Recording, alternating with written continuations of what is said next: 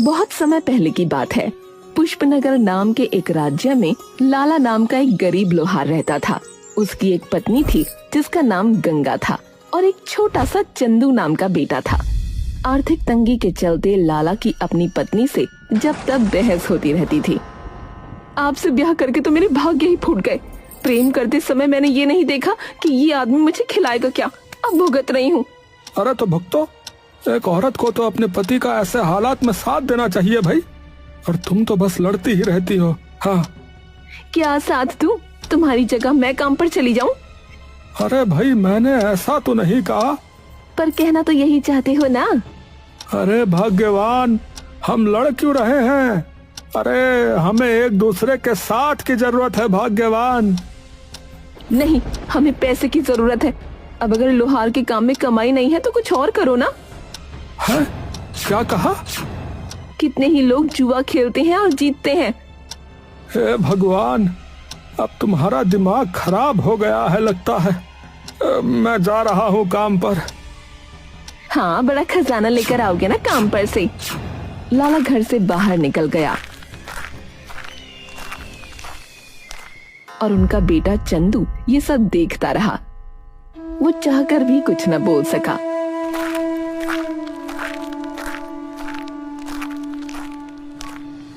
उधर लाला ने चौक पर पहुंचकर अपनी छोटी सी दुकान जमाई। हे भगवान, आज कोई ग्राहक भेज देना, वरना घर का चूल्हा नहीं जलेगा। पर किस्मत जैसे उस दिन उसके साथ लुका छिपी खेल रही थी। आधे दिन तक कोई ग्राहक नहीं आया।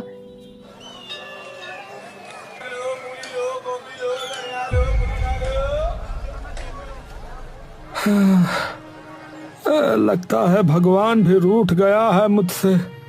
क्या करूं अब? तभी दूर से एक आदमी चलता हुआ आया। आइए आइए हुजूर, क्या बनवाना है? दराती, कुल्हाड़ी, चाकू सब चमका दूंगा लोहे की तरह।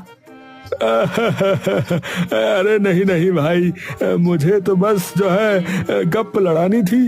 अरे गप लड़ाने के लिए मैं दुकान नहीं लगाता हूँ। हाँ, अरे जाओ यहाँ से।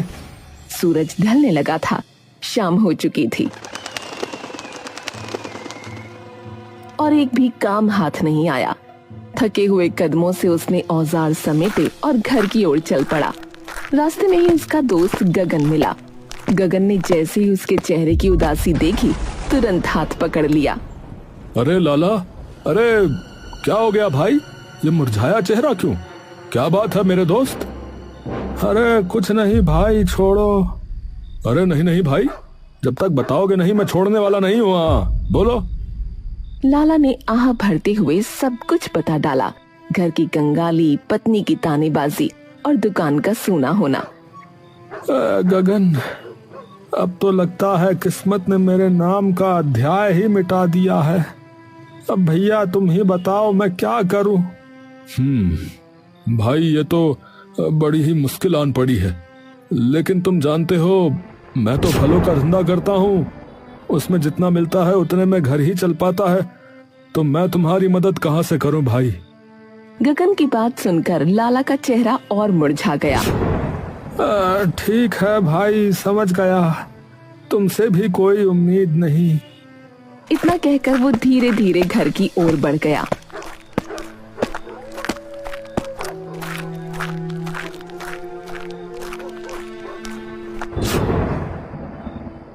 घर पहुंचा तो देखा उसकी पड़ोसन माला उसकी पत्नी गंगा के साथ बैठी है और ठहाके लगा रही है। गंगा आंखें बड़ी करके उसकी बातें सुन रही थी। अरे बहन, हमारे घर में तो आजकल हर चीज भर भर कर आती है। सोने के जेवरात, रेशमी साड़ियाँ। मेरा पति है ही इतना कामयाब, दिन दूना रात चौगुना कमाता है। माला की बातें गंगा के दिल में खंजर बनकर उतर रही थीं। तभी लाला घर में दाखिल हुआ। माला ने उसकी तरफ देखकर बस मुस्कुराया और चली गई। देखा, औरतें किस तरह राज करती हैं अपने घरों में, और मेरे नसीब में तो बस तुम्हारी गरीबी लिखी है। बाकी पतियों को देखो और तुमको देखो, लोहार से शादी करके जिंदगी लोहा हो गई है। गंगा, दिन भर की थकान लेकर आया हूँ, अब और मत कोस। मत कोसूं तो क्या मालाएं पहनाऊं तुम्हें? सच कहती हूँ लाला, तुम किसी काम के नहीं। अगर दूसरों की तरह मेहनत कर पाते तो आज मैं भी माला जैसी अमीर होती। इतने में छोटा चंदू जो कोने में बैठा सब सुन रहा था, दौड़ कर आया और माँ का आंचल पकड़ लिया। माँ, क्यों लड़ती हो? पापा पहले ही दुखी है, तुम क्यों उन्हें और दुख देती हो? हमें अमीर नहीं बनना, हमें बस एक साथ रहना है। गंगा चुप हो गई, लेकिन उसकी आंखों में अभी भी गुस्से की ज्वाला भड़क रही थी। फिर सुबह का सूरज चढ़ा, लेकिन लाला के घर में पहले से ही तूफान मच चुका था। गंगा की आंखों में बेचैनी और चेहरे पर लालच की आग साफ झलक रही थी। उसने जैसे ही लाला को देखा, तुरंत ताने और नए सपनों की बौछार कर दी। लाला, कब तक यूं ही रोटी के लिए तरसते रहोगे? अब और बर्दाश्त नहीं होता। औरों के घरों में चांदी बरस रही है और हमारे हिस्से में बस आंसू। कुछ ऐसा करो कि हमें भी दौलत मिल जाए। अरे गंगा, कल भी कहा था, अरे आज भी कह रहा हूँ, गलत रास्तों से सुख कभी नहीं मिलता, कभी नहीं मिलता।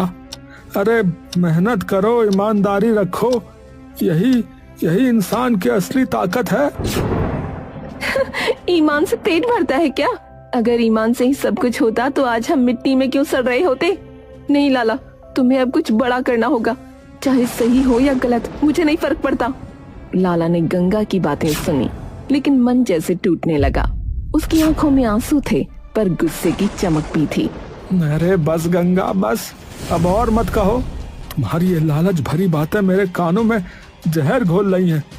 मैं अब और नहीं सुन सकता। हाँ। वो गुस्से में घर के बाहर निकल गया। गंगा और चंदू उसके पीछे पीछे भागे। पापा मत जाइए, मत जाइए, माँ तो गुस्से में है। आप तो समझदार है ना, मत छोड़कर जाइए। पापा सुनो, कहाँ जा रहे हो? ऐसे मत जाओ, वापस आ जाओ। लेकिन लाला ने किसी की न सुनी। उसकी आंखें आंसुओं से भरी थीं और कदम गुस्से से भारी। वो चला गया। सुबह बीतकर दोपहर हो गई। गंगा का दिल अब डर से कांप रहा था। उसका गुस्सा फुर्र हो चुका था और आंखों में बेचैनी थी। तभी अचानक लाला दौड़ता हुआ घर में दाखिल हुआ। उसका चेहरा पीला पड़ा था, सांसें फूल रही थीं। अरे ये क्या हाल बना रखा है? ऐसे क्यों कांप रहे हो? उसने उसे छू कर देखा तो उसका पूरा शरीर तप रहा था। हे भगवान, तुम्हें तो तेज बुखार है, लेटो, मैं अभी पानी लाती हूँ।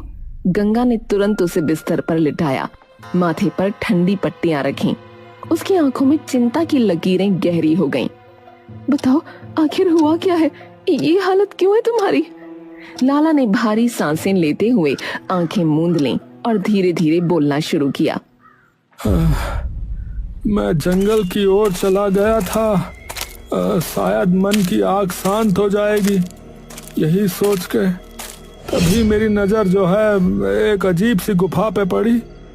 गुफा के द्वार से जो है ठंडी हवा आ रही थी और अंदर से फिर कोई आवाज गूंज रही थी।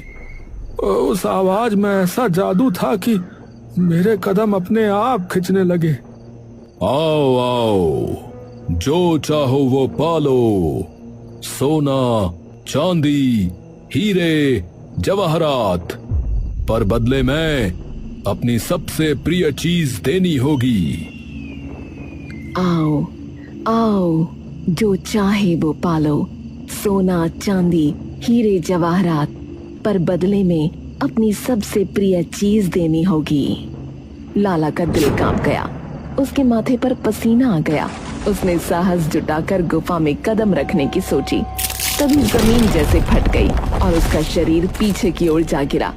घबराकर वो जान बचाकर भागा और किसी तरह घर पहुंचा। क्या ये सच है? एक ऐसी गुफा जहाँ जो चाहो मिल सकता है? लाला, तुम मूर्ख हो, इतना बड़ा मौका छोड़ाए। ये तो हमारी गरीबी से निकलने का रास्ता था।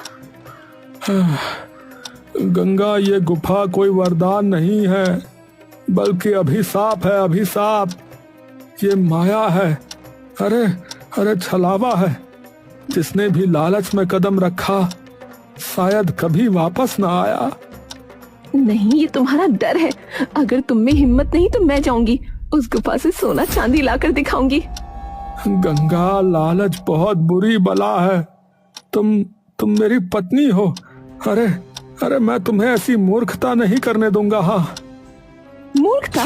गरीब रहना ही सबसे बड़ी मूर्खता है लाला। लोग हमारी हंसी उड़ाते हैं, हमारा बच्चा भूखा सोता है।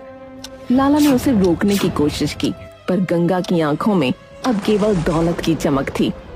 अरे गंगा, समझो ये वही रास्ता है जो इंसान को खाई में ले जाता है। अरे वो सुख पाने का नहीं, सब कुछ खोने का रास्ता है, बता रहा हूँ। नहीं, मैं तो जाऊंगी, चाहे जो हो जाए। इतना कहकर उसने लाला का हाथ खींचा और जबरदस्ती उसे उठाकर दरवाजे की ओर ले चली। माँ, पापा को मत ले जाओ, मत जाओ उस गुफा में, मत जाओ। लेकिन गंगा पर अब लालच का भूत सवार था। उसने चंदू को झटक कर पीछे किया और लाला को खींचते हुए घर से बाहर निकल पड़ी। चंदू भी उसके पीछे भागा। माँ, पापा को कहाँ ले जा रही हो? मत जाओ। गांव वाले ये तमाशा देख रहे थे। कोई फुसफुसा रहा था। अरे लगता है गंगा फिर कोई पागलपन करने जा रही है भैया। हाँ, लाला तो बेचारा भोला है, पर ये औरत उसे एक दिन बर्बाद करके रख देगी, बता रहा।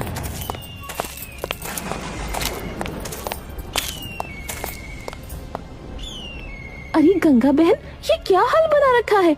पति को खींचकर कहाँ लिए जा रही हो? जरा मुझे भी तो बताओ। माला, तू रास्ते से हट जा, मुझे बहुत जरूरी काम है। जरूरी काम? बिना मुझे बताए? हटो माला, सब बताने का समय नहीं है। और फिर ये मेरा घर है, मेरा काम है, तुम्हें क्या मतलब? माला मुंह बिचकाती हुई पीछे हट गई और गंगा लाला को खींचते हुए आगे बढ़ी।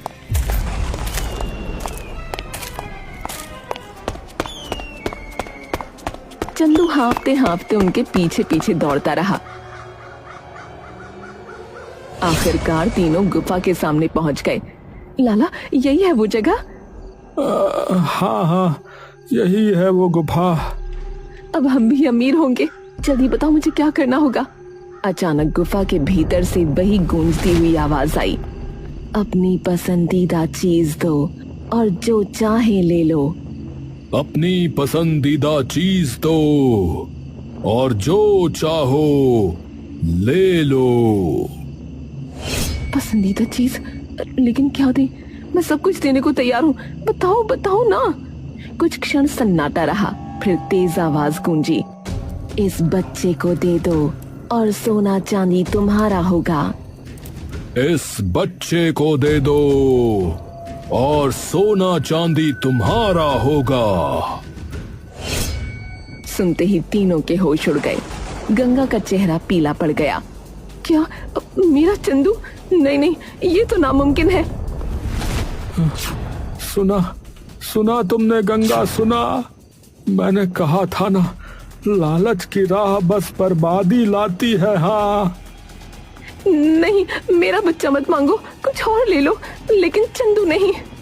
अगर नहीं दोगी तो इस राज्य पर प्रलय टूटेगी, तूफान आएगा, बर्बादी होगी। अगर नहीं दोगी तो इस राज्य पर प्रलय टूटेगी, तूफान आएगा, बर्बादी होगी। नहीं, मैं अपनी जान दे दूंगी, लेकिन अपना बच्चा नहीं दूंगी। हे भगवान, मैंने गलती की, बहुत बड़ी गलती। अरे अरे, अब समझी लालच कैसी बला है, समझी? माफ कर दो लाला, मैंने तुम्हें और अपने बच्चे को मुश्किल में फंसा दिया। कृपा करके हमें यहाँ से बचा लो। लाला ने गहरी सांस ली और हंसते हुए बोला, ठीक है गंगा, जाओ, तुम्हें माफ किया, अब डरने की जरूरत नहीं है। हाँ। अचानक गुफा के भीतर से ठहाका गूंजा और गुफा से गगन बाहर आया।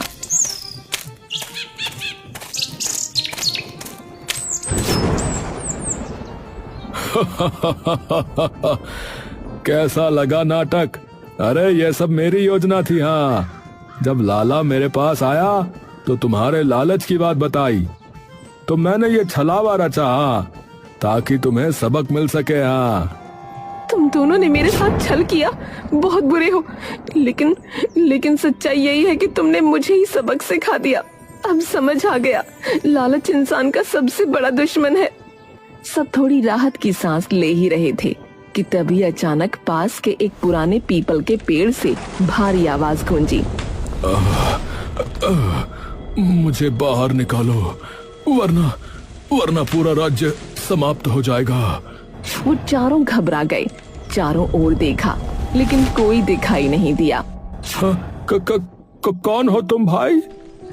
मैं राजा मनोज हूँ, इस पेड़ के भीतर कैद हूँ, मुझे मुक्त करो।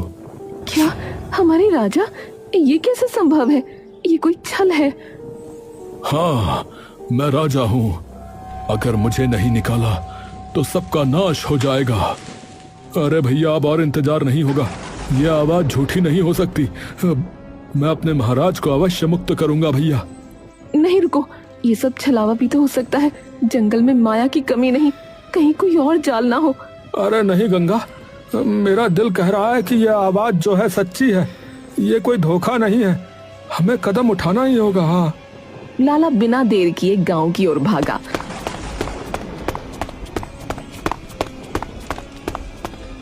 और 2 कुल्हाड़ियां उठा लाया।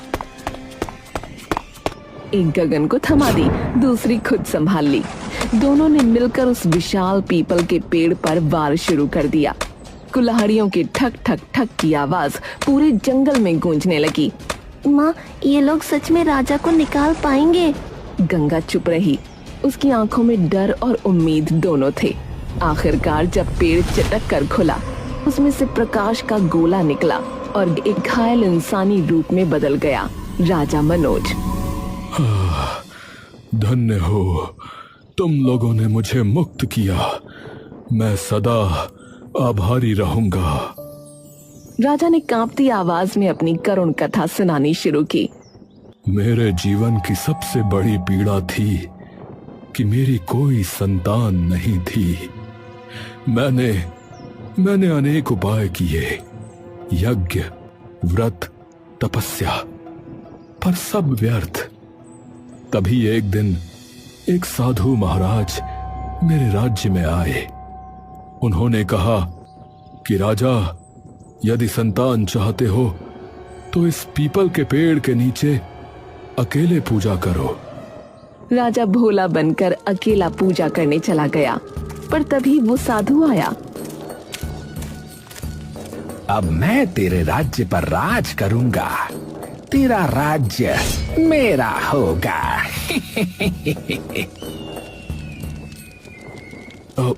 परंतु क्यों? बस याद करो वो दिन जब एक बार तुम्हारे द्वार पर आकर मैंने तुम्हारी एक राजदासी को अर्धांगिनी बनाना चाहा था। तुमने मुझे 100 कोड़े मरवा कर राज्य की सीमा से बाहर करवा दिया था। लेकिन परंतु वो उसकी इच्छा के विरुद्ध था। अरे मुझे मेरी इच्छा पूर्ण करनी आती है राजन, इसलिए आज से तुम यहीं रहोगे। और उसने अपनी मायावी शक्ति से राजा को पीपल के पेड़ में कैद कर दिया और खुद राजा के रूप में राजा की राजगद्दी पर बैठ गया। अगर ये सच है तो देर किस बात की? चलो उस ढोंगी साधु को बेनकाब करते हैं। सब मिलकर महल पहुंचे। सिंहासन पर वही राजा बैठा था, पर असली राजा मनोज को देखते ही हड़कंप मच गया। हे प्रजा, पहचानो मुझे, मैं असली राजा हूँ। ये सामने बैठा व्यक्ति धूर्त साधु है, जिसने मेरा रूप चुराया हुआ है। हैं? अरे ये कौन बहरूपिया यहाँ घुस आया है? निकालो इसे यहाँ से। दरबार में अफरा तफरी मच गई। लाला ने एक पल भी बर्बाद नहीं किया। उसने अपनी कुल्हाड़ी जोर से सिंहासन की ओर फेंक दी। कुल्हाड़ी सीधा नकली राजा की ओर बढ़ी, पर उसे लगने से पहले ही उसने हाथ उठाया। रुको! और कुल्हाड़ी हवा में थम गई। पूरा दरबार सन्न रह गया। अब सब देख लो, यही असली सच है। ये कोई साधारण इंसान नहीं है, बल्कि ये मायावी व्यक्ति है। ठीक है, मेरा रहस्य खुल गया। पर तुम सब मेरा क्या कर लोगे? मेरी शक्तियों के आगे कोई टिक नहीं सकता। वो जोर जोर से हंस रहा था। सब सन्न खड़े थे। उसकी बात सच थी। उसकी मायावी शक्तियों के आगे कोई इंसान नहीं टिक सकता था। पर तभी अचानक पीछे से उसकी पीठ पर वार हुआ। औरत को कभी कमजोर मत समझना, ये वार तेरे पापों की सजा है। मायावी साधु चीख कर जमीन पर गिर पड़ा। सैनिक तुरंत और उसे जकड़कर बंदी बना लिया। अरे गंगा, अरे तुमने कमाल कर दिया गंगा। राजा मनोज अपने सिंहासन पर लौटे। तभी एक सेविका आई और बोली, महाराज, महारानी की हालत बहुत बिगड़ गई है। वैद्य जी ने हाथ खड़े कर दिए हैं, कोई उम्मीद नहीं बची। राजा मनोज का चेहरा पीला पड़ गया। वो फौरन रानी के पास पहुंचा, जो मरने की कगार पर थी। उसे देखकर राजा की जान हलक में आ गई। हे भगवान, मेरी सुनैना। महाराज, मुझे चाहिए। तुम उसे नहीं बचा पाओगे। मतलब सुनैना की ये हालत तेरे कारणवश है। सही कहा तूने। रानी की सांसें मेरे वश में हैं।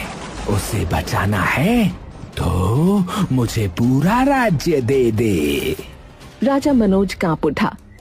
मेरी प्राणेश्वरी मेरी जान से भी अधिक बढ़कर है। राज्य जाए तो जाए, पर मैं रानी को खो नहीं सकता। ले जा सब कुछ, बस उसे जीवन दान दे दे। तभी लाला आगे बढ़ा और बोला, अरे नहीं महाराज, यही तो इस शैतान की चाल है। भावुकता में आकर आप इसे और ताकत देंगे। याद रखिए, राज्य प्रजा की धरोहर है। हाँ, पर लाला, मेरी रानी। महाराज, सिर्फ दया से दुष्ट कभी नहीं सुधरता। जब तक इसकी गर्दन पर मौत का साया न मंडराएगा, ये सच्चाई नहीं उगलेगा। देखिए, ऐसे दबाइए इसे। लाला ने तलवार असली राजा के हाथ में रख दी। राजा मनोज कांपते हुए उठे और साधु की गर्दन पर तलवार टिकाई। दुष्ट, मेरी रानी को तुरंत स्वस्थ कर, वरना आज तेरे प्राण भी यहीं समाप्त कर दूंगा। नहीं, तलवार हटाओ। मैं मान गया।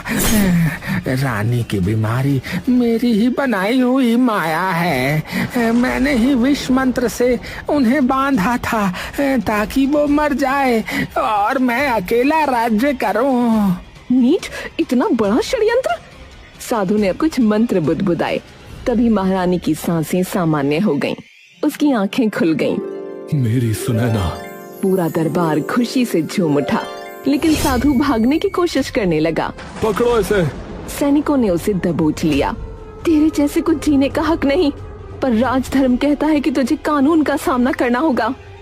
सैनिकों ने उसकी आंखों पर पट्टी बांध दी, मुंह पर कपड़ा ठूंस दिया और उसे कारागार में डाल दिया गया। राजा मनोज ने सबके सामने लाला, गगन और गंगा का हाथ थामा। आज न केवल मेरी रानी बची है, बल्कि मेरा राज्य भी। तुम तीनों मेरे सच्चे रक्षक हो। उन्होंने इनाम में उन्हें धन, भूमि और मान सम्मान से नवाजा। आज मैंने समझा कि मोह और लालच इंसान को कितना अंधा बना देता है। असली शक्ति सच्चाई और साहस में है। और इस तरह विजय का नगाड़ा गूंज उठा। प्रजा झूम उठी। लालच और माया हार गई और सत्य व प्रेम की जीत हुई।